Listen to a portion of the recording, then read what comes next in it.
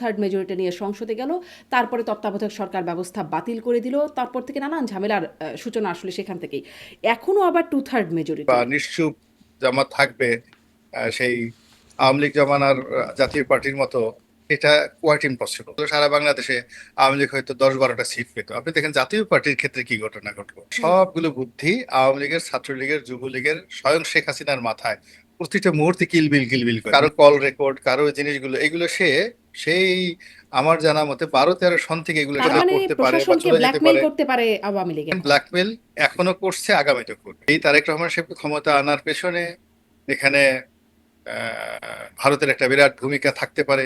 ভারত কি করতে পারে যাতে আসলে নির্বাচনের ফল প্রভাবিত হয়? এখন একজন সেনাবাহিনী প্রধান বলছে যে ডিজিএফআই এর অফিসে ভারতের একটা অফিস ছিল, রয়ের একটা অফিস ছিল। এটা চারটিখানি কথা না, এটা কোর্টে গিয়ে সে সাক্ষ্য হুম। দিয়েছে।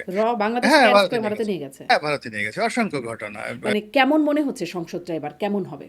মানে একটা ওয়াজের কারখানা হয়ে যাবে সেখানে। স্বরাষ্ট্র প্রতিমন্ত্রীর দায়িত্ব পালন করেছেন লুৎফুজ্জামান বাবর, এখনো দেখলাম স্লোগান উঠছে যে তাকে এবার স্বরাষ্ট্রমন্ত্রী হিসেবে দেখতে চান। আমার কাছে মনে হচ্ছে যে তার যে ক্যাবিনেটটা হবে, সেই ক্যাবিনেটটা সবাই আশ্চর্য হবে।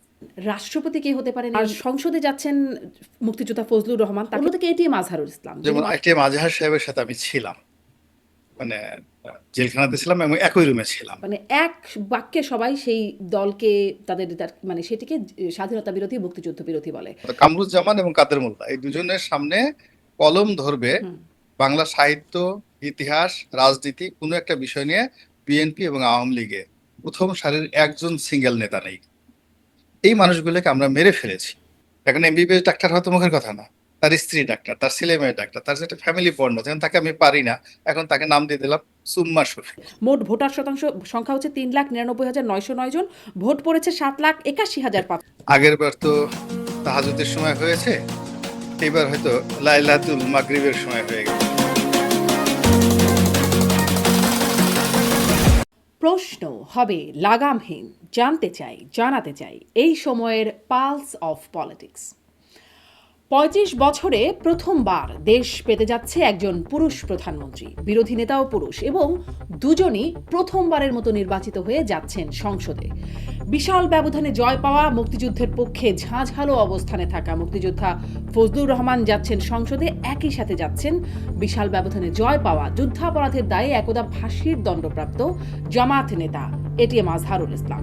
সব মিলিয়ে কেমন হবে সংসদের চেহারা, কেমন হবে সরকারের চেহারাও, কে হতে পারেন রাষ্ট্রপতি, কে স্বরাষ্ট্রমন্ত্রী, 2/3 সংখ্যাগরিষ্ঠতা নিয়ে তারেক রহমানের বিএনপি কেমন চালাবে দেশ, এসব নিয়ে আলোচনায় স্বপ্নধারা নিবেদিত পালস অফ পলিটিক্সে আমার আজকের অতিথি সাবেক সংসদ সদস্য, রাজনীতি বিশ্লেষক গোলাম মাওলা রনি। জনাব গোলাম মাওলা রনি, আপনাকে স্বাগত জানাচ্ছি পালস অফ পলিটিক্সে আমার আজকের আয়োজনে। ধন্যবাদ শারমিন, অনেক অনেক ধন্যবাদ। আপনাকে অনেক ধন্যবাদ, আপনি সময় দিচ্ছেন। শুরুতেই যে প্রশ্নটা করি, মানে খুব স্বাভাবিকভাবেই নির্বাচন গেল, অনেক প্রতীক্ষিত নির্বাচন, অনেক অনিশ্চয়তা ছিল এই নির্বাচনকে গিয়ে হবে কি হবে না, শেষ পর্যন্ত গেল এবং বিএনপি একদম অ্যাবসলিউট মেজরিটি বা 2/3 মেজরিটি যাকে বলে সেটি নিয়ে সংসদে যাচ্ছে, সরকার গঠন করতে যাচ্ছে।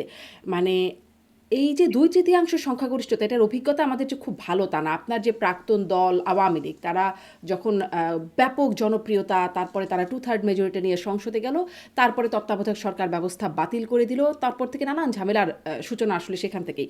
এখনও আবার 2/3 মেজরিটি, কোনো শঙ্কার কারণ দেখেন? না, এখন মানে আগের মতো আওয়ামী লীগ যেটা করতে পেরেছিল সেটা পারবে না। এই কারণ হলো 11-11 সময় প্রধান যে দল ছিল বিএনপির একেবারে রীতিমতো মেরুদণ্ড ভেঙে দেওয়া হয়েছিল। তারপর জামাতের উপর অবশিষ্ট ছিল জামাত। বিএনপি সহযোগী রূপে জামাতও মেন্টালি একটা দুর্বল ছিল 2008-9 সালে। তারপর যখন তাদের মানে বিরুদ্ধে যুদ্ধাপরাধের বিচার শুরু হলো, তখন এই দলটি ছিন্ন বিচ্ছিন্ন হয়ে গেল, পুরো পুরো মাঠ ছিল খালি।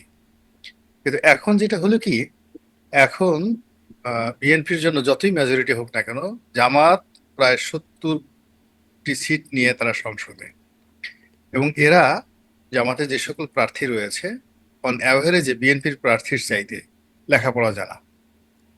এরপরে এদের নীতি নৈতিকতা, সততা বিএনপির প্রার্থীদের চাইতে প্রমাণিত, এবং এদের সাহস হলো ইমানি শক্তি। তারা যে কোনো সময় চিন্তা করে যে মরে গেলে মানে গাজী, আর সরি মরলে শহীদ বাঁচলে গাজী। তো কাজী এই সময়টাতে তাদের মনের মধ্যে অনেক দুঃখ, কষ্ট, বেদনা। এর কারণ হলো তারা 100% শিওর ছিল যে কোনো একটা ম্যাটিকুলাস ডিজাইনে তারাই ক্ষমতায় আসছে। তো সেক্ষেত্রে তাদের সেই ইমানি শক্তি যে দিয়ে মেটিকুলাস ডিজাইন করছে। রাইট, ওই যেভাবে হোক না কেন তারা হুম। সবকিছু মনে করছেন যে তারা ম্যাটিকুলাস, তারা তো যে সবকিছু আল্লাহর পক্ষ থেকে হয়, কিন্তু বান্দাকে তো কৌশল করতে হয়, পরিশ্রম করতে হয়। তো তারা সে মেহনত করেছে, কৌশল করেছে, সবকিছু মিলিয়ে তারা যে একটা সাজানো আহ, তারপরে সংসার, একটা সাজানো সংসার তারা আশা করেছিল, সেটা এখন তছনছ হয়ে গেছে ভোটের মাধ্যমে। ফলে তাদের মনে অনেক রাগ থাকবে, ক্রোধ থাকবে, ক্ষোভ থাকবে, হতাশা থাকবে।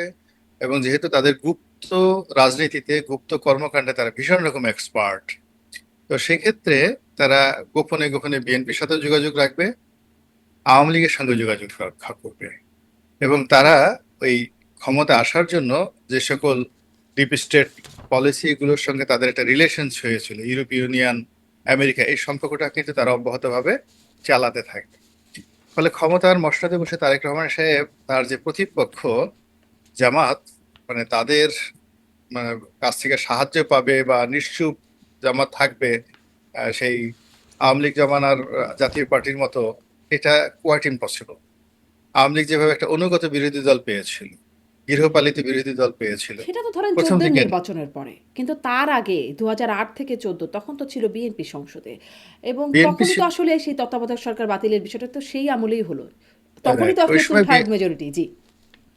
তখনও থাকলেও বিএনপিকে তখন দুর্বল করে দেওয়া হয়েছিল। হুম। বিএনপির যে সমস্ত বড় বড় মানুষ ছিলেন তাদের মামলা দিয়ে, মোকদ্দমা দিয়ে, বিভিন্ন ভাবে। আর বিএনপির প্রার্থী ছিল কয়জন, খুব অল্প কয়জন ছিলেন আর কি। তো তাদের প্রথম শক্তিটা, বিএনপির 90% শক্তিটা কমে গেছিল 1-11 সময়টিতে। তো 1-11 সময় পরে এই যে আপনি যদি এবার ধরেন, আমি যদি ডক্টর মোহাম্মদ ইউনূসের জায়গায় থাকতাম, আমি তো আওয়ামী লীগকে আহ্বান জানাতাম, even শেখ হাসিনাকে বলতাম যে আপনি দিল্লিতে থেকে আপনি ভোটে অংশগ্রহণ করেন। তা এতে একটা সুবিধা হতো কি, এই গোপালগঞ্জে শেখ হাসিনার জয়লাভ করার সম্ভাবনা খুব অল্প থাকতো।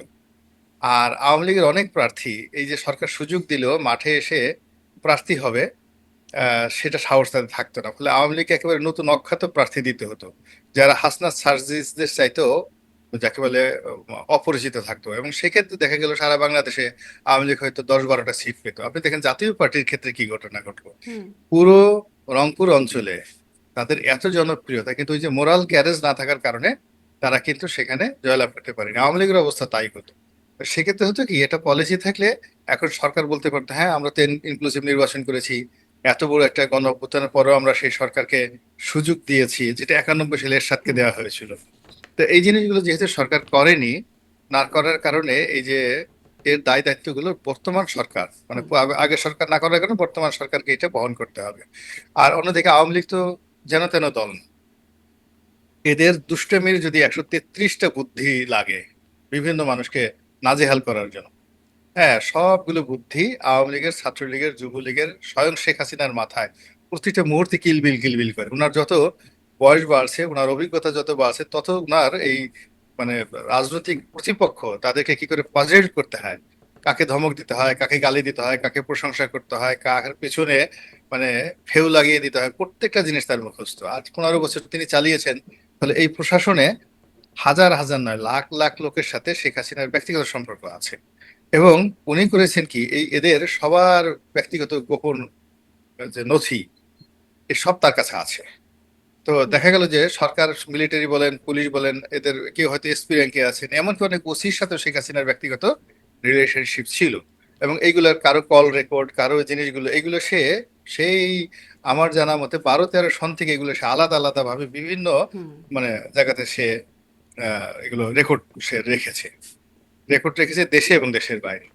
এখন ধরুন একজনের নাম ময়জউদ্দিন, কোনো বড় কর্মকর্তা, এখন বর্তমান সরকারের জমানাতে সে হয়তো কোনো জায়গাতে সচিব থাকবেন, কোনো জায়গাতে ডিআইজি থাকবেন, কিন্তু তাকে আওয়ামী লীগের কথা শুনতে হবে। আওয়ামী লীগের কথা শুনতে হবে এবং খুব গোপনে কৌশলে শুনতে হবে। এর কারণ হলো ওই যে তার সাথে যে তার যে লেনদেন, হুম। সেই লেনদেনের যে রেকর্ড, এটা হয়তো তারেক জিয়া সাহেবের কাছে নাই, ডিজিএফ এর কাছে নাই, কিন্তু শেখ হাসিনার কাছে আছে। তো এই জিনিসগুলো সে কিন্তু প্ল্যান ওয়াইজ সে হুম। মানে সে যে তার বিপদে মানে পড়তে পারে বা প্রশাসনকে চলে যেতে ব্ল্যাকমেইল পারে, করতে পারে আওয়ামী লীগ এখন, বা আওয়ামী লীগের সর্বোচ্চ ব্ল্যাক নেত্রী। করতে পারে, মানে আপনি নিশ্চিত ধরে থাকেন ব্ল্যাকমেল এখনো করছে, আগামীতে করবে। তাহলে এই এখন ব্ল্যাকমেইলের কোনো প্রভাব কি এই নির্বাচনে পড়লো? মানে নির্বাচনে প্রশাসনের ভূমিকা যদি বলি, আইন শৃঙ্খলা বাহিনীর ভূমিকা। নির্বাচনে আসলে আওয়ামী লীগ উপরে উপরে তারা করেছে কি জামাতকে কনফিউজ করেছে, মানে শেষের দিকে ভোট বর্জনের ডাক দিয়েছে। এটা মূলত জামাতকে একটা রিল্যাক্স দিয়েছে, যেন জামাত অতিমাত্রা আত্মবিশ্বাসী হয়। এবং তলে তলে আমার যতটা বিশেষ আমি জানি না, নেতাকর্মীদেরকে বলে দেওয়া হয়েছে বিএনপিকে ভোট দেওয়ার জন্য। এর কারণ হলো, জামাত যদি কোনো কারণে ক্ষমতায় চলে আসতো, এটা একটা ইসলামিক স্টেট, একটা যাকে বলা হয় শরিয়া ভিত্তিক রাষ্ট্র কাঠামো, এবং এটা দীর্ঘদিন 20-30 বছর এভাবেই চলতে থাকতো, জাস্ট লাইক পাকিস্তান এবং আফগানিস্তান। এবং ওখান থেকে আওয়ামী লীগের এবং বিএনপির পুনরায় মূলধারার গণতন্ত্রে ফিরে আসাটা মানে বলতে গেলে অসম্ভব। এখন ধরেন তারেক রহমান সাহেব আসছেন, তিনি তো গণতান্ত্রিক ভাবে নির্বাচিত হয়েছেন। ফলে আগামীতে যেটা নির্বাচন আসে, বিএনপির জায়গায় হয়তো আওয়ামী লীগ আসবে, জামাত হতে পড়বে, কিন্তু জামাত যদি একবার আসছে তাহলে বিএনপির কপাল পড়তো। তো এই জিনিসটা তো শেখ হাসিনা বুঝেন। বুঝার কারণে এই তারেক রহমান সাহেবকে ক্ষমতা আনার পেছনে এখানে ভারতের একটা বিরাট ভূমিকা থাকতে পারে, এমনকি আওয়ামী লীগের একটা সুন্দর ভূমিকা থাকতে পারে। আর জনগণ তো যারা আছে তারা তো দীর্ঘদিন ভোট দেয় নাই, মানে সব মিলিয়ে আপনার উপকরণগুলো এবার মানে বৃহস্পতি, ভারত কি মানে করে আসলে আকাশের। ভূমিকা রাখতে পারে? এই প্রশ্নটা আমি সবসময় করি যে বিদেশি প্রভাব ভারত কি করতে পারে যাতে আসলে নির্বাচনের ফল প্রভাবিত হয়? না না, ভারত কি না করতে পারে? বাংলাদেশে আপনি চিন্তা করেন, ওই যে ইকবাল করিম ভুঁইয়া বলেছেন যে ডিজিএফআই অফিসে রয়ের সরাসরি কর্মকর্তারা বসতেন। হুম। আপনার ঢাকা এয়ারপোর্ট থেকে শেখ হাসিনার জমানাতে তারা যাকে ইচ্ছে তাকে ধরে নিয়ে যেতে পারতেন, এবং ধরে নিয়ে গেছে। তাদের কোনো অপছন্দ লোক বাংলাদেশ থেকে ধরে অ্যারেস্ট করে নিয়ে পছন্দের মতো ঢাকা এয়ারপোর্ট থেকে তারা সেখান থেকে নিয়ে গেছে। ফলে ভারতে নিয়ে দেয়ার ওয়ার। গেছে, বাংলাদেশ হ্যাঁ, থেকে অ্যারেস্ট ভারতে করে নিয়ে ভারতে গেছে। নিয়ে গেছে। হ্যাঁ, ভারতে নিয়ে গেছে, অসংখ্য ঘটনা ওই তার জমানাতে ঘটেছে। হুম, ফলে কেমন এখানে দু একটা ভারত। বলবেন? আপনি কি বলবেন বা বলতে চাইবেন দু একটা না ঘটনা? না, ওই সময় তো না না বলতে না, স্পেসিফিক ওই সময়টা তো ওই ঘটনাগুলো তো খুব সিক্রেট হয়েছে, এগুলো সবই কানাঘুষা হয়েছে এবং এগুলো সত্য। আর এখন একজন সেনাবাহিনী প্রধান বলছে যে ডিজিএফআই এর অফিসে ভারতের একটা অফিস ছিল, রয়ের একটা অফিস ছিল। হুম। এটা চারটিখানি কথা না, এটা কোর্টে গিয়ে সে সাক্ষ্য হুম। দিয়েছে। তো এইটা যদি আপনার সত্য হয়, তাহলে এয়ারপোর্ট থেকে ধরে কোনো একটা লোককে নিয়ে যাওয়া, আপনি আপনি চিন্তা করেন যে যেভাবে সালাউদ্দিন সাহেবকে নিয়ে যাওয়া হয়েছে, যেভাবে ফরহাদ মাজারকে নিয়ে যাওয়া হচ্ছিল, আমি শুধুমাত্র জাস্ট দুটো উদাহরণ দিলাম। ইলিয়াস আলীকে যেভাবে গুম করে দেওয়া, এখন সে কি কোথায় নিয়ে, ভারতে মারা হয়েছে না বাংলাদেশে কোথায় কি আছে?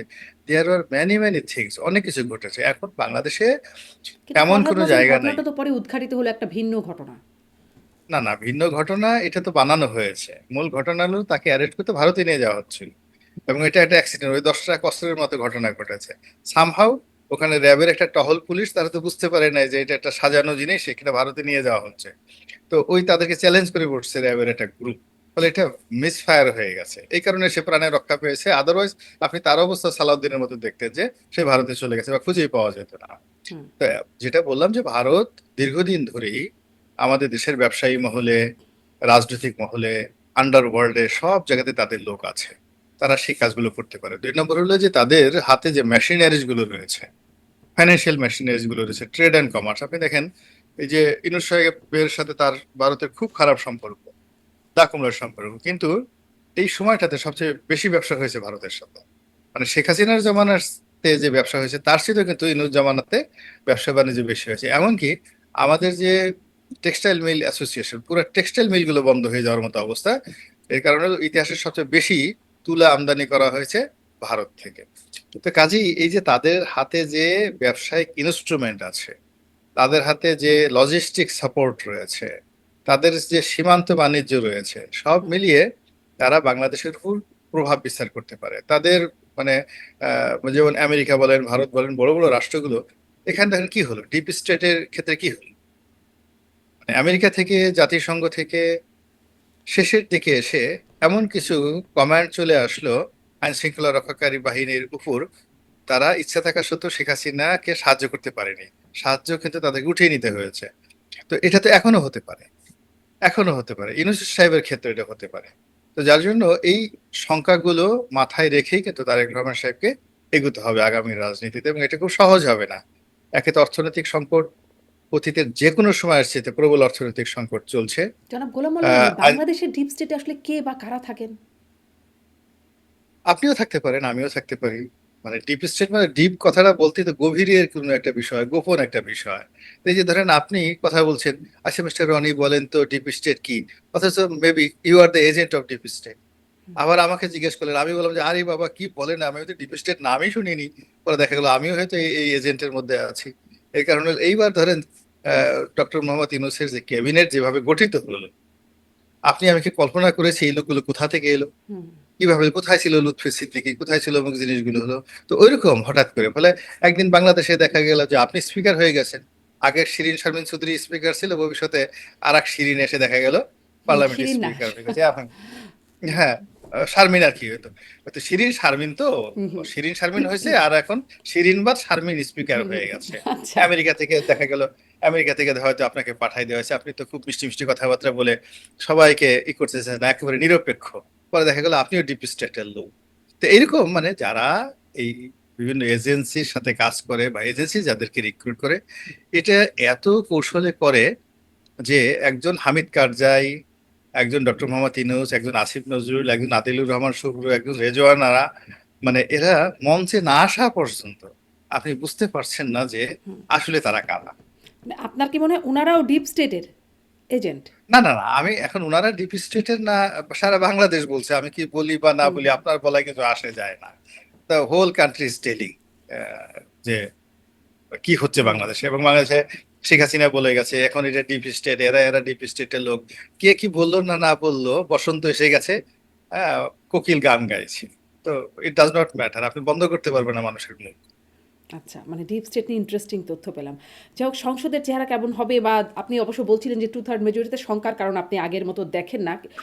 কিন্তু আরও কিছু বিষয় আছে, সেগুলো নিয়েও একটু কথা বলি। যে এই বিষয়টাও আলোচনায় আসছে, 35 বছর পর একজন পুরুষ প্রধানমন্ত্রী হচ্ছেন এবং একই সাথে একজন পুরুষ প্রধানমন্ত্রী পুরুষ বিরোধী দলীয় নেতা হচ্ছেন, এবং দুজনেই সংসদে প্রথমবারের মতো যাচ্ছেন। সংসদে অনেকেই আছেন, মোটামুটি অর্ধেক যারা প্রথমবারের মতো সংসদে যাচ্ছেন, এই বিশ্লেষণটাও দেখছিলাম। মানে কেমন মনে হচ্ছে সংসদটা এবার কেমন হবে? ভালো হবে, বেশ উত্তেজনা হবে। যেমন জামাতের যারা লোকজন আছে তারা ঘন ঘন আরবি বলার চেষ্টা করবে, তারপরে বিভিন্ন শব্দ বলবে, ইমানের কথা বলবে, একিনের কথা বলবে, ইমতিহান বলবে, এগুলো শুনতে মানে একটা ওয়াজের কারখানা হয়ে যাবে সেখানে। এবং অনেক মানুষ, জামাতের যারা লোকজন আছে তারা যখন সেখানে ওয়াজ করবে, সংসদে আমরা এভাবে 80-র দশকে যেভাবে পার্লামেন্টের উপভোগ করতাম, এবার এইভাবে সেভাবে করবে। এমনকি সংসদে যদি জিকির, জিকিরের আসর বসে, হুম। যে তাহেরি যে জিকির করে না, সেই ডিজে জিকির, হুম। ওইরকম জিকির আসকার যদি হয়, মিলাদ হয়, কিয়াম হয়, তাহলে তো দেখবেন ধর্মপ্রাণ যারা মুসলমান তারা হুম। সব কাজকর্ম বাদ দিয়ে টেলিভিশনে এটা দেখবে আর কি। তাহিরি অবশ্য হেরে গেছেন, আবার কিন্তু আমির হামজা যাচ্ছেন সংসদে। হ্যাঁ, ওই তো আমির হামজা, আমির হামজা কি পাশ করছে? হ্যাঁ, হ্যাঁ। ও মাই গড, তাহলে কুষ্টিয়ায়। আমির হামজা তো অনেক, হ্যাঁ আমির হামজা তো অনেক ভালো ওয়াজ করে, অনেক ভালো ওয়াজ করে, ফলে সে যদি ওখানে রশ্মিকা মানে মান্দানার টান চেহারার দেয়। কাটিং ভালো ইত্যাদি বক্তব্য আমরা হ্যাঁ হ্যাঁ মানে হ্যাঁ হ্যাঁ হ্যাঁ, 157টা দেশের মধ্যে 1 নাম্বার কাটিং চেহারা। রাইট রাইট রাইট, ওটাই বলতেছি। তো ওটা এই জিনিসগুলো মানে হিজ ভেরি স্মার্ট ফেলো, এবং সে হয়ে আসছে কুষ্টিয়ার মতো জায়গাতে, চারটিখানি কথা নয়। তো সে হুম। যখন ওখানে কথা বলবে, তার সামনে সে যখন মঞ্চ নিবে এমন বিষয়ে কথা বলবে, স্পিকার চেষ্টা করলেও তার সময় কমাতে পারবে না। সে দেখা গেল যে দেখেন মাননীয় স্পিকার, আমি এখন কোরআনের এই আয়াতটি বলবো, 5 মিনিট তার সময় সে ট্রেনে নিয়ে গেল 50 মিনিট। এবং সে যদি টাস করে বলে ফেলে যে এটা এমন একটা দেশ, মুসলিম দেশ, শতকরা 98% মুসলিম, এই দেশের প্রধানমন্ত্রী তারেক রহমান দুঃখ দাড়ি রাখে না, তারেক রহমানের মুখে দাড়ি নাই, এই অবস্থা, আল্লাহ তুমি তাকে হেদায়েত দান করো, আল্লাহ আমরা সবাই মুনাজাত করি যেন তারেক রহমান সাহেবের, উনি হুম। একটু মসজিদে যান, রীতিমতো দাড়ি রাখেন, সবাই টেবিল থাপড়িয়ে থাপড়িয়ে এই কথাগুলো বলবে, এবং তারেক রহমান সাহেবের অবস্থা তখন কি হবে। আপনি চিন্তা করেন হাসনাত আব্দুল্লাহ, হাসনাত আব্দুল্লাহ যে স্টাইলে হুম। মঞ্চে বক্তব্য দিয়ে যাচ্ছেন, ওইভাবে যদি সে সংসদে বক্তব্য দেন, ওইভাবে দাঁড়িয়ে সে যদি ওইভাবে বলেন, কি অবস্থা হবে। তারপরে নাসিরুদ্দিন পাটোয়ারি যেভাবে মির্জা আব্বাসের জীবন হারাম করে দিয়েছেন, ওই নাসিরুদ্দিন পাটোয়ারি স্টাইলে যদি পার্লামেন্টে বসে সমস্ত জাতির সামনে এই মির্জা আব্বাসকে আবার আক্রমণ করা হয়, বিশ্বাস করেন উনি ওই পার্লামেন্টের মধ্যে হার্ট অ্যাটাক করবেন, এতে হুম। কোনো সন্দেহ নেই। উনি যদি কোনো মন্ত্রণালয়ে থাকেন আর নাসিরুদ্দিন পাটোয়ারি যে স্টাইলে বলেছে, তার সাথে যদি হাসনাত আব্দুল্লাহর মুখে ওই কথাগুলো আসে, আক্তারের মুখে ওই কথাগুলো আসে, নাহিদের মুখে এই কথাগুলো আসে, ফলে পার্লামেন্ট খুব সহজ পার্লামেন্ট হবে না। হুম। এরপরে রুমিন ফারহানা আছে, তার হাস আছে। হ্যাঁ, তো সেই রুমিন ফারহানা যদি কোনো কারণে জামাতের সঙ্গে রুমিন ফারহানার একটা ভালো সম্পর্ক হয়ে যায়, খুব হুম। যেগুলো, তো সে খুব জেদে মেয়ে তো, ভীষণ রকম জেদি মেয়ে। সে তো বিএনপি দ্বারা প্রচন্ড অপমানিত হয়েছে, লাঞ্ছিত হয়েছে, বিএনপির সঙ্গে তার হবে না। এবং ওই জায়গাটা যদি জামাত তাকে ওন করে ফেলে, ফলে এক শেখ হাসিনাকে যেভাবে রুমিন ফারহানারা জামাতে মানে অন করে ফেলবে? ব্যস্ত জামাত যেই রেখেছে। পর্দাপুশিতার কথা কোট আনকোট বলেন, না না না জামাতের পর্দা লোকজন। না না জামাতের পর্দা বলে এখন রুমিন ফারহানার যে পর্দাটা, ওটা তো মানে শালীন। আপনি যে পোশাক পরছেন, পর্দা বলতে তো আসলে মানে একেবারে চোখ দুটো খালি ডেকে রাখবে, নট লাইক যদিও দ্যাট। জামাতের মানে মহিলা জামা উইং এর মানুষ মানে যারা আছেন তাদেরকে ওরকমই দেখি। শুধু চোখ ছাড়া না তেমন কিছু ওরা দেখা যায় না, চশমাও আবার পরেন। ওটা আছে, কিন্তু তার মধ্যে ওই যে কি এক ঢাকা বিশ্ববিদ্যালয়ের মহিলা আছেন, মোনামি, সেও তো আছে। হুম। মোনামি আছে। এবং আপনি যদি বিশ্বাস করেন, আপনি যদি জামাতে যোগদান করেন, আপনাকে ওরা ওই বোরকা পড়তে বলবেন, আপনার এই স্টাইলে তারা নিয়ে নেবে আর কি। হুম। বিকজ ওরা তো আসলে রাজনীতি করতে আসছে, বুঝছেন, রাজনীতি করছে। ফলে রুমিন ফারহানার যে মেকআপ গেটআপ আছে, ইটস ওকে। এখন সে যদি টাইট জিন্স পড়তে চায়, প্যান্ট পড়তে চায়, তখন হয়তো জামাত বলবে যে না, এটা ঠিক না, হচ্ছে না। মোনামি ম্যাডাম কিন্তু কিন্তু কিছু বলেন না, অতএব অসুবিধা নেই। না না, হ্যাঁ হ্যাঁ হ্যাঁ, ওটা বলে না। তো যার জন্য যে আপনারা যে আবহমান বাংলার যে শাড়ি পরে আছেন, যেভাবে স্বাভাবিক আছেন, বা ইভেন আপনি যদি মমতা ব্যানার্জির মতো চলতে চান, ইটস এ ডিসেন্ট। হুম, হুম। এটা ডিসেন্ট, এর জামাত নিষেধ করবে না। এটা নিয়ে সমস্যা হবে না আর আচ্ছা, মানে আমার জামাতে যেতে কোনো বাধা নাই। কি। না না বাধা আপনার নেই। কাছ থেকে ক্লিয়ারেন্স পেলাম। আচ্ছা, গোলাম রনি একটু যেহেতু একটু মানে একটু হাস্যকর কথাবার্তা, মানে হাসি রসাত্মক কথাবার্তাই হচ্ছে, এটা একটু আপনার পার্সোনাল নোটে জিজ্ঞাসা করি যে আপনি কি সংসদে মিস করেন? বলছিলেন যে চেয়ার থাপড়ায় মানে টেবিল থাপড়ায় কথা বলবেন বা সেই একটা ভাইব্রেন্ট সংসদ হবে বলে আপনি বলছেন। আপনি মিস করেন সংসদে? না না, আমি একেবারে মিস করি না। বিকজ আমি আসলে 5টা বছর সংসদ সদস্য ছিলাম। এটা আমার কাছে আকর্ষণীয় ছিল না।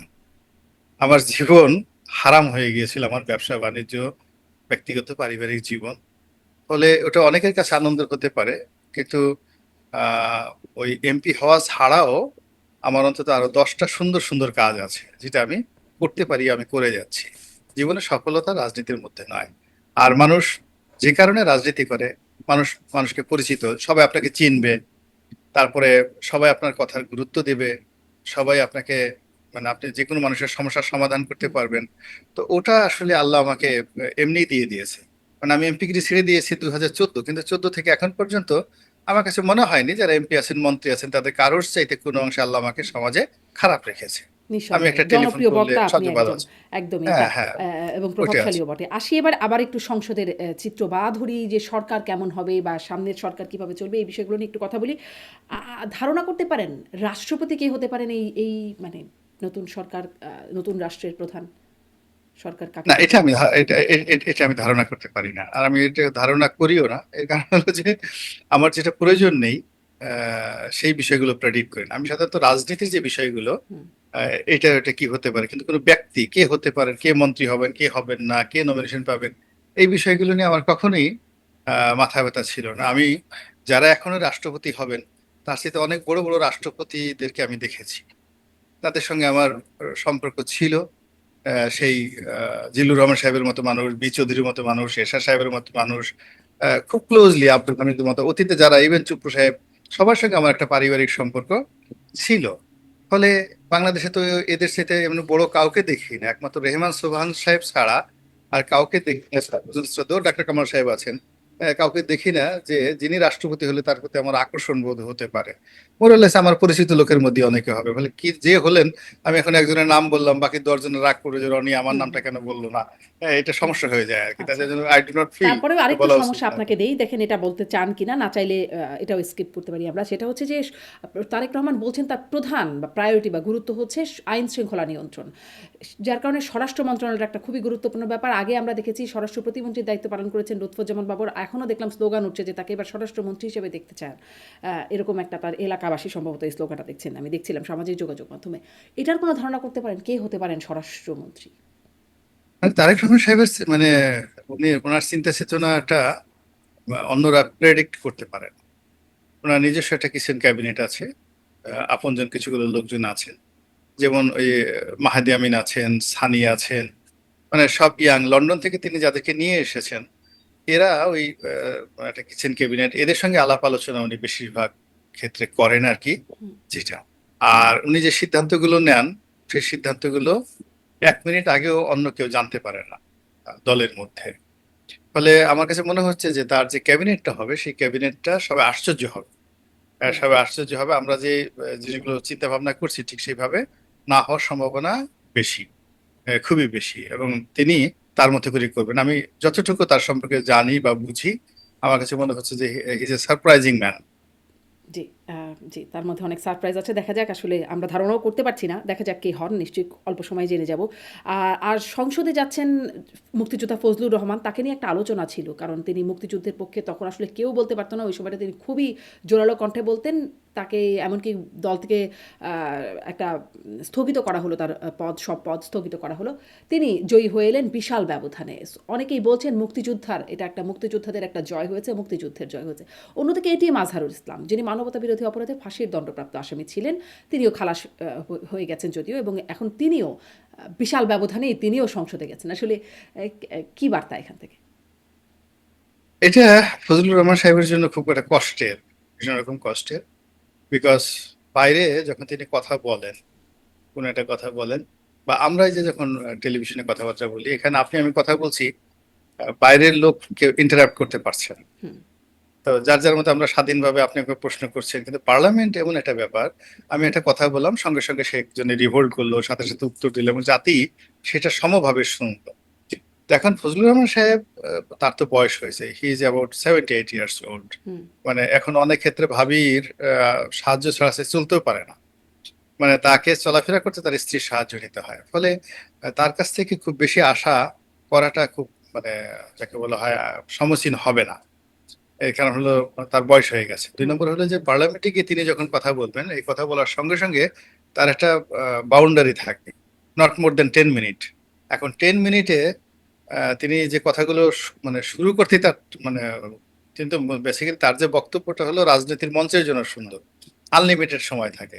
তো ওখানে একদম প্রিসাইসলি ১০ মিনিটের মধ্যে, ৫ মিনিটের মধ্যে, ৭ মিনিটের মধ্যে সেই কথাটা, মুক্তিযুদ্ধের যে বিষয়গুলো আমরা মুগ্ধ হই তার মুখ থেকে, ওই কথাগুলো তিনি যখনই বলতে যাবেন, তার কাউন্টার যখন আজহার সাহেব অন্য কথাগুলো বলবেন, ওটার আবার উত্তর দেওয়ার সময় তিনি পাবেন না। না পাওয়ার কারণে কি হলো, এই মুক্তিযুদ্ধ এবং মৃত্যুযুদ্ধ বিরোধী যে, মানে ন্যারেটিভ গুলো, এগুলো যখন পার্লামেন্টে এভাবে খোলামেলা আলোচনা হবে, খোলামেলা আলোচনা হবে, এবং সেই ক্ষেত্রে এটা আমাদের মুক্তিযুদ্ধের ইতিহাসকে অনেকটা আবার নতুন করে প্রশ্নবিদ্ধ করবে। জি, তাই আপনি মনে করছেন। এবং ২ জন অন্তত আছেন। একজন তো এটিএম আজহারুল ইসলাম আর লুৎফুজ্জামান বাবর। দুজনেই ফাঁসির দণ্ডপ্রাপ্ত আসামি ছিলেন। তাদের সেখান থেকে সরাসরি সংসদে, এটি আপনার কাছে কেমন মনে হলো? না, এটা এটা আমি হয় কি, আমার যেমন আইটিএম আজহার সাহেবের সাথে আমি ছিলাম, মানে জেলখানাতে ছিলাম এবং একই রুমে ছিলাম। মানে অবাক হুম, করার ব্যাপার হলো, হি is a nice man. First thing হলো যে আমি জামাতে যে কজনই লোককে দেখেছি, আমার কাছে একজনকেও ব্যক্তিগতভাবে মনে হয়নি যে এরা যুদ্ধ অপরাধী। হুম, মনে হয় না যে ৭১-এ খুন, ধর্ষণ, রাহাজানির সাথে এই মানুষগুলো জড়িত। নিঃসন্দেহে ৭১-এ অনেক মন্দ কাজ হয়েছে। তারা হয়তো নেতৃত্বে ছিলেন, তারা হয়তো কমান্ডিং এ ছিলেন, ইটস ওকে। কিন্তু ব্যক্তিগতভাবে, মানে ওনারা লেখাপড়া, তাদের ব্যক্তিগত জীবন, বোঝাপড়া সব মিলিয়ে আমাদের যে এভারেজ যারা রাজনীতিবিদ, তাদের সাথে ওনারা অনেক শ্রেষ্ঠ। হুম, এতে কোনো সন্দেহ নেই। হুম, আপনি এই যে কামরুজ্জামান সাহেবকে আমরা ফাঁসি দিয়েছি, আপনি, he was a asset in the politics. Kamaruzzaman সাহেব একজন অ্যাসেট ছিলেন। এই যে মীর কাসিম সাহেবের ছেলে আরমান হয়েছে, আর যদি মীর কাসিম সাহেব জীবিত থাকতেন, মানে এটা দেশের জন্য অনেক উপকার হতো। সে শুধুমাত্র জামাত নেতা ছিলেন না, তার ভিতরে যে উদ্যোক্তা হওয়ার যে গুণাবলীগুলো ছিল, এবং তার ভিতরে যে ইনোভেটিভ পাওয়ার গুলো ছিল, হুম, এরকম মানুষ ১০ লাখে একজন পাওয়া যায় না বাংলাদেশে। এই যে কাদের মোল্লাকে ফাঁসি দেওয়া হয়েছে, আমি তাদের সাথে মিশেছি, it's unique personality. Kader Mollah সমপর্যায়ের ট্যালেন্টেড লোক। এখন বিএনপি, আওয়ামী লীগ কোনো জায়গাতে সেকেন্ড লোক নাই। কাদের মোল্লার সামনে কলম ধরবে এখন বাংলাদেশে, আমি বলে দিতে পারি যে তার সামনে কলম ধরার মতো কামরুজ্জামান এবং কাদের মোল্লা, এই দুজনের সামনে কলম ধরবে হুম, বাংলা সাহিত্য, ইতিহাস, রাজনীতি, কোনো একটা বিষয় নিয়ে বিএনপি এবং আওয়ামী লীগে প্রথম সারির একজন সিঙ্গেল নেতা নেই। এই মানুষগুলোকে আমরা মেরে ফেলেছি। এখন আমি আওয়ামী লীগ করি, জামাত, তাদের বিরুদ্ধে অনেক অভিযোগ আছে, সবকিছু আছে, বাট আমার কাছে মনে হচ্ছে যে সেই যে যুদ্ধাপরাধীদের যে বিচার হয়েছে, এটাকে আবেগ কাজ করেছে, সেন্টিমেন্ট কাজ করেছে, কিন্তু এখানে আসলে কিন্তু জনাব ন্যায় গোলাম বিচার মোল্লা আলী, হয়। আপনি খুব সুন্দর করে বলছেন তাদের যে জ্ঞান, গরিমা, সেই মাহাত্ম্য জায়গাটা। কিন্তু ধরেন আওয়ামী লীগ, আচ্ছা তারা না হয় রাজনৈতিক প্রতিপক্ষ, বিএনপি, জাতীয় পার্টি, বাম দলগুলো, ইভেন এনসিপি তাদের সাথে যে জোট করলো, তারাও জোটের আগে মানে এক বাক্যে সবাই সেই দলকে মানে সেটিকে স্বাধীনতা বিরোধী, মুক্তিযুদ্ধ বিরোধী বলে। মানে আমাদের সেটা তো আমাদের সেটা তো দিকে কেউ কোনো এটাতে কোনো সন্দেহ জ্ঞাপন না করে না না একরকম। এটি তো কেন? সন্দেহ হবে না। মূল ব্যাপারটা হলো আমাদের এখানে সবাই পপুলার রাজনীতি করে, সত্য কথাটা বলার সাহস জামাতেরও নেই। জামাত খুব সহজে স্বাধীনতার সময় তাদের যে কৃতকর্মগুলো, সেই কৃতকর্মগুলোর ব্যাপারে দায় স্বীকার করে যদি সত্য কথাগুলো সুন্দরভাবে হুম, বলতে পারতো তাহলে তাদের জন্য নিরাপদ হতো। আবার আমরা অন্য জায়গায় করি কি, যখনই কারোর সঙ্গে পেরে উঠি না, কোনো সঙ্গে পেরে উঠি না। এখন জামাতের যেমন আপনি ধরেন আমির ডাক্তার শফিক করিম, তিনি একজন ডাক্তার। এখন এমবিবিএস ডাক্তার হওয়া তো মুখের কথা না। তার স্ত্রী ডাক্তার, তার ছেলে মেয়ে ডাক্তার, তার একটা ফ্যামিলি বন্ড, যেমন তাকে আমি পারি না, এখন তাকে নাম দিয়ে দিলাম সুম্মা শফিক। সে একজন লোক দিয়েছেন, একটা নাম দিয়ে দিলাম, মানে যে কোনো একটা লোককে ছোট করার জন্য তাকে আমি হুম, মানে একটা ট্যাগ দিয়ে দিচ্ছি। এটা হলো বাংলাদেশের একটা স্বাভাবিক কালচার আর কি। তো এরকম আর কি, তারেক রহমান সাহেবের একই অবস্থা, তারেক রহমান সাহেব পেরে উঠতেছে না কেউ। এখন বলে কি টিনের ছেলে কাউয়া তারেক আমার ট্যাস বলে একটা দিল, একটা গালি এটা লাগাই দিল। হুম, হুম। এটা বেচারা চিন্তা করেন তো। তারপর শেষে 1 2 3 4। তো এই জিনিসগুলো কি আমাদের দেশের, এগুলো বাঙালির এটা খুব ব্যাড কালচার আর কি। তো সেই ব্যাড জনাব গোলাম মোল্লা রনি, আপনি তারেক রহমানের কথা বলছেন যে নানান রকম বিশেষণ যোগ করে দেওয়া হচ্ছে। ডক্টর শফিকুর রহমান, তারেক রহমান ইত্যাদি প্রসঙ্গে বলছিলেন, নানান রকম স্লোগানের কথা বলছেন। এখন যখন মানে বিএনপির জয়ের পরে আমরা দেখছি টিএসসিতে সেখানে রাজাকারদের বিরুদ্ধে গান হচ্ছে, এবং সেখানেও বেশ অশ্লীল কথাবার্তাই বলা হচ্ছে, অশ্লীল কথা দিয়ে বানানো গান সেগুলো হচ্ছে। যুবদল নেতা মিছিল করছেন, ডার্বি মারবির ঠাঁই নাই, এরকম নানান রকম রাজাকারদের ঠাঁই নাই, এরকম হঠাৎ করে এরকম মিছিল হচ্ছে। আপনার কাছে এটা এইগুলোকে, এই বিষয়গুলোকে কেমন মনে হচ্ছে? সাথে সাথে আমরা দেখলাম এনসিপি নেতারা যারা নির্বাচিত হলেন বা হলেন না, সার্জিস আলম, আখতার হোসেন, আসিফ মাহমুদ, তারা বলছেন এনসিপি নেতাদের বাড়িঘরে হামলা হচ্ছে, এগারো-দলীয় জোট নেতাদের বাড়িঘরে হামলা হচ্ছে। জামাতের আমিরও এটি বলেছেন সংবাদ সম্মেলন করে, বা সাংবাদিকদের সামনে তিনি বলেছেন। আসলে পরিস্থিতি কেমন?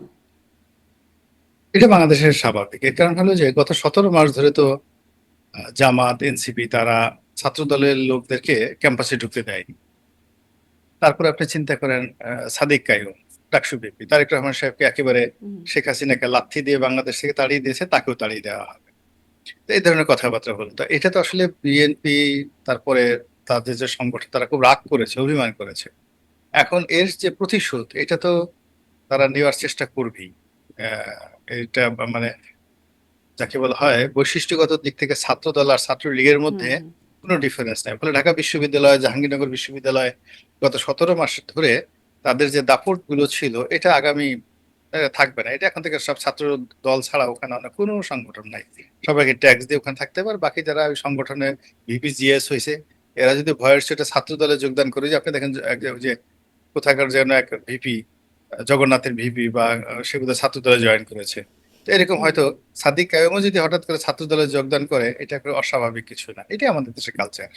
জি, আপনি মনে করছেন এটা স্বাভাবিক। মানে আসলে ২০০১-এর একটা তাণ্ডব লীলা ছিল তো বিএনপি জামাত জোট সরকারের পরে, সেরকম। এখন যখন আবার এরকম বাড়িঘরে আগুন দেওয়ার ঘটনা ইত্যাদির ঘটনা শুনছি, তখন মনে হচ্ছে যে সেরকম কিছু হচ্ছে কিনা।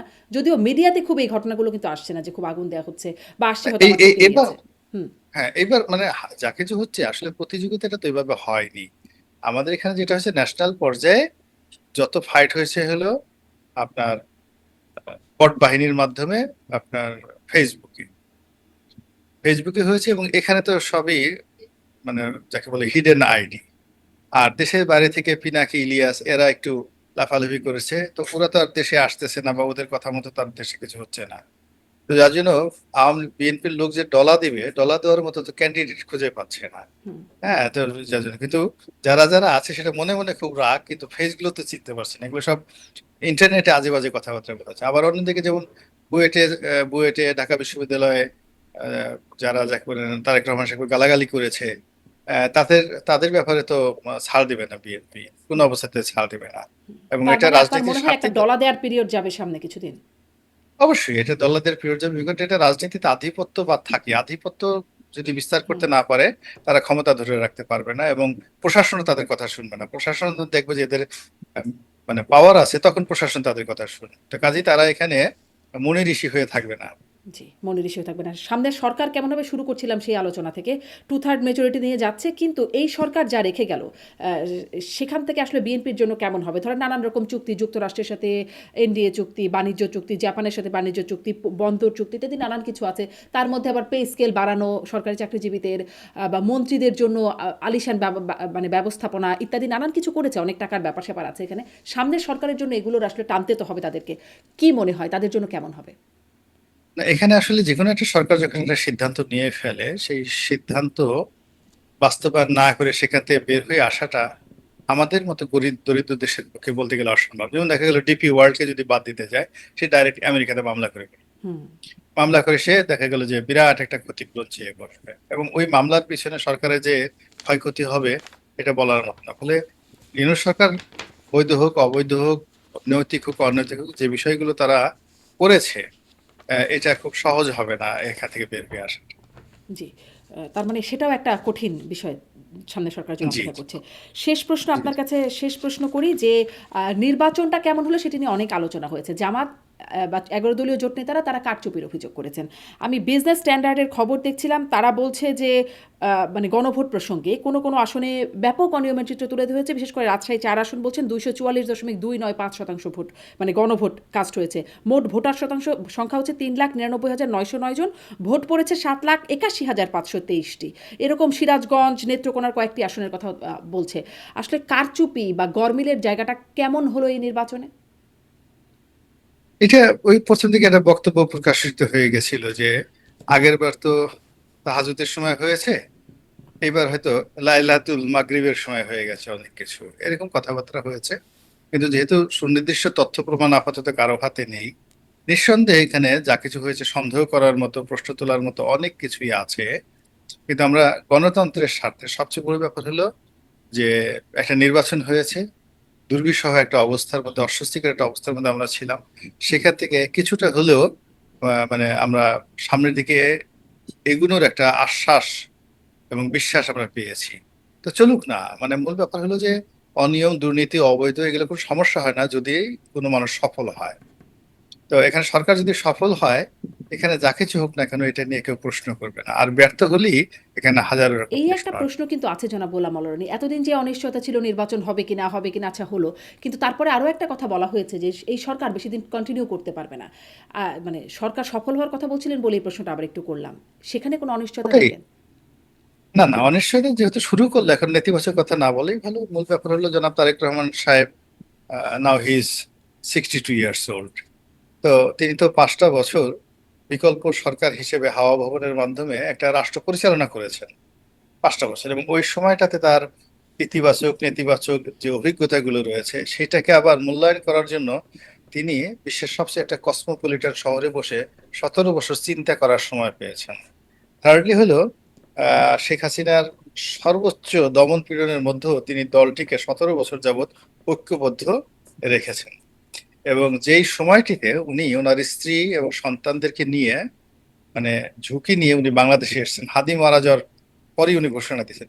এটা সাধারণ বিষয় না, হুম। অত্যন্ত সাহসের একটা বিষয়। তার জীবন ঝুঁকির মধ্যে ছিল, এবং সেই ঝুঁকি নিয়ে শুধু তিনি একা আসেনি, তার পুরো পরিবার নিয়ে আসে। সে লিডারশিপ, হুম। যাকে বলে কোয়ালিটি। আজ ধরুন তাকে নিয়ে ওই যে টাইম ম্যাগাজিন ই করতেছে, হুম। তাকে নিয়ে টাইম ম্যাগাজিন বক্তব্য দিচ্ছে। আবার এই যে তারপরে নরেন্দ্র মোদী পাশ হওয়ার আগেই তাকে যে মানে যাকে বলা হয় অভিনন্দন। তার অভিনন্দন জানিয়েছে। তো সে দক্ষিণ পূর্ব এশিয়ার রাজনীতিতে একটা গুরুত্বপূর্ণ ভূমিকা পালন করবেন, এটা একটা স্বাভাবিক আর কি। তো যার জন্য লেটস সি, দেখা যাক কি হয়। জি, অনেক ধন্যবাদ জনাব গোলাম রনি। নিশ্চয়ই আমরা হ্যাঁ, দেখব যে সামনের দিনে সরকার, মন্ত্রিসভা হ্যাঁ, কেমন চলে, কি হয়। আপনার সাথে তখনও কথা বলবার সুযোগ হবে এই বিষয়গুলো নিয়ে। অনেক জি, ধন্যবাদ জনাব জি, গোলাম রনি। অনেক ধন্যবাদ, অনেক অনেক। দর্শক, অনেক ধন্যবাদ আপনাদের সবাইকে।